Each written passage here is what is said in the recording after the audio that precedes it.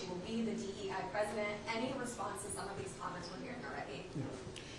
So not only is the vice president the most prepared and qualified person, but these attacks that somehow it's because of her ethnicity, her race, that she's in her position are unfounded.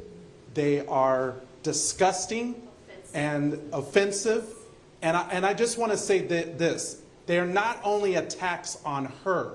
When they have attacks on DE&I, they're attacks on you and I.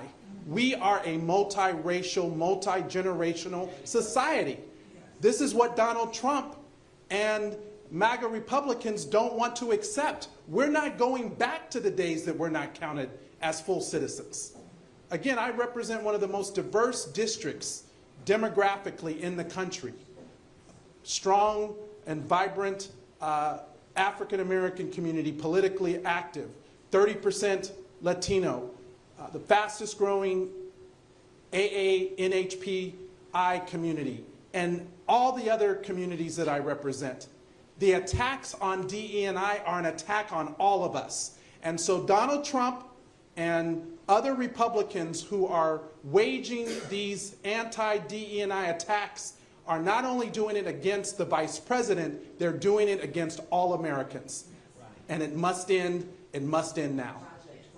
And it is embedded in Trump's Project 2025. It's part of their agenda to dismantle, to defund diversity, equity, and inclusion in government, in the private sector, to bully the private sector into believing that this is not a business imperative. They are trying to do it on our college campuses and our medical schools. And the Congressional Black Caucus has held the line against these attacks.